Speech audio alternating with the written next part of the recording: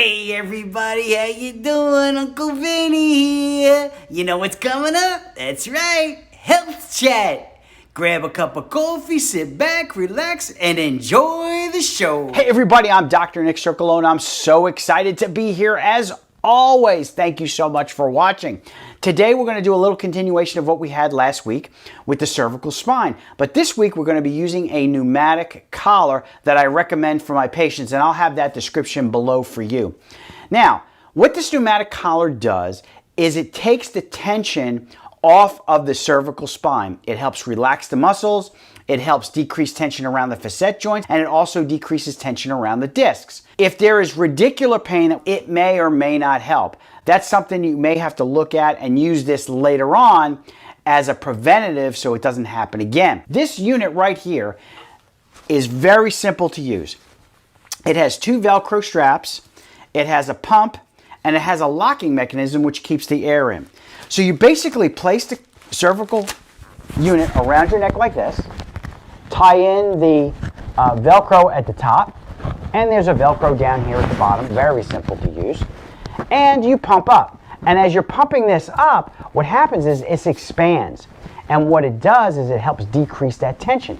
What I like about this, more so than the over-the-door tracking units, it doesn't affect the TMJ. You can pump this up to a comfortable level, relax, watch a little bit of TV. Do not walk around, do not lay down when you're using this. You just want to be sitting up, timing it for 20 to 25 minutes, and then release it. Once you release it, you just unhook the air valve here, release this tension, take off the Velcro, and voila, we're done. I use this in my office because I want the patients to do something at home. And if it's simple, they'll do it. After we use the pneumatic collar, we want to make sure that we have a good group of exercises that we can do following that. So I've attached those exercises. So don't forget, like us, share us, and subscribe.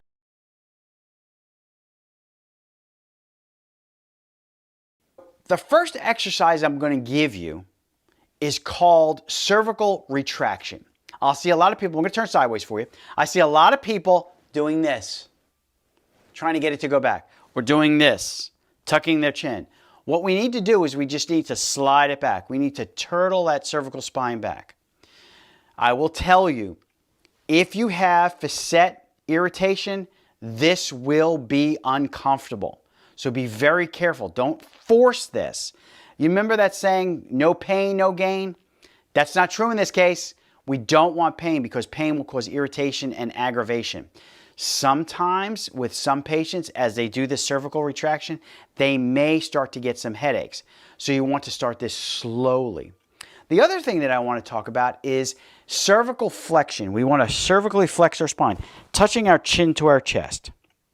What I do not want you to do, I cannot emphasize this enough, this is not what I want to see. I don't want to see too much extension in there because this extension will cause more problems. You want to be careful of it. Also, as we flex it down, we want to hold it there for a few seconds.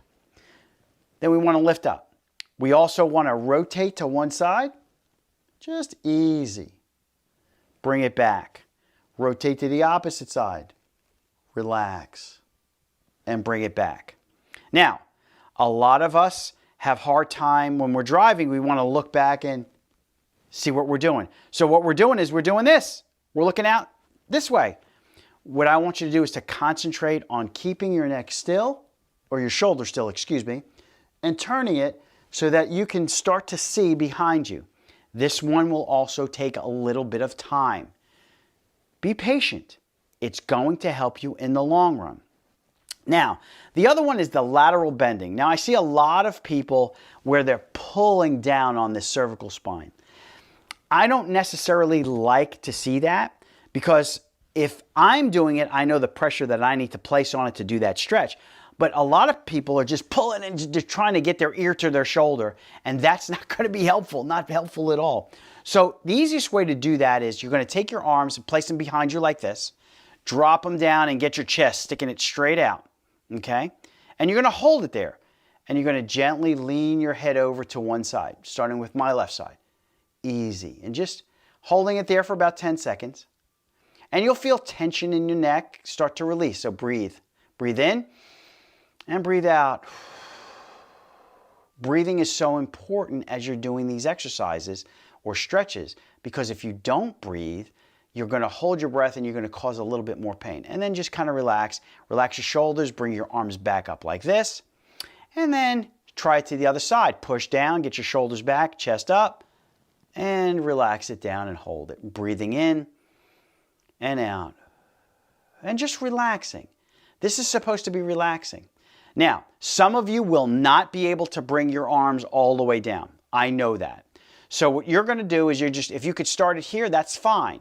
Eventually, you'll get it to come down to this point here. Now, these exercises are basically stretches to help open up and decrease that tension in that foraminal area. But what it's also going to do is going to stretch those muscles, because those muscles are so contracted because of pain and irritation. So what I want you guys to do is take it slow. So most of the exercises, to make it real simple, 10 times for 10 seconds, 10, 10. And they'll help decrease a lot of that tension. If it hurts, you can modify it a little bit. Next is for radicular pain or nerve pain. We're going to do what's known as nerve flossing. Just like flossing your teeth, we're going to be taking that nerve and stretching it a little bit, opening it up, because sometimes in this foramen area, we get a little bit of stickiness. And what we want to do is we want to open that up. Sometimes it may be sticky in a different area. That's why we're going to stretch that nerve its entire length.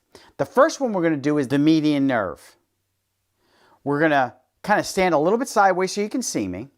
We're going to lean our head to the opposite side. This is my right side, so I'm leaning to the left. I'm looking at my hand, and as I'm bringing it down, I'm gently leaning over and trying to look back and bending my wrist. So my wrist is going to bend like this. So I'm here, I'm laterally bent, I drop down, I lean and I look and I tilt. And that's for the median nerve. Next is the radial nerve. Looks a little like the ulnar nerve, but we're going to change our hand position. So what you're going to do is you're going to look at your hand again. You're going to tilt it, bring it back, and look back as you're doing it. The difference is that this hand, instead of it being this way, it's going to be this way, and you're going to curl your fingers. Okay? Remember, the median nerve was up like this. Now the radial nerve is going to be down and like this. So as we do it, we look, we lean, and we turn towards it, and we cup that hand. Now the ulnar nerve, our last nerve that we're going to be talking about, is kind of an odd. We want to make the OK sign. So you make the OK sign, stick your arm out with the OK sign, and instead of bringing it up to your eye like this, we're going to actually rotate it and bring it around and up. So you want to be able to look through that circle and that elbow being pushed up in the air. We don't want to see this. This is nothing. We want to actually get that nerve stretched. Don't bend your head forward. Don't bend it back. Keep it in this position. Come out of it and relax it there. Now these three nerves are implicated in a lot of radicular pain, numbness and tingling in your hands, carpal tunnel type pain. These exercises or stretches will help alleviate some of that. If they hurt, please do not do them. Always heed the warnings that we have in the beginning of the video. So leave some comments below. If you have any questions, we'll answer those questions. And don't forget, subscribe to us, like us, and share us. Guys, it's been awesome hanging out with you. We love you. God bless, and we'll see you next week.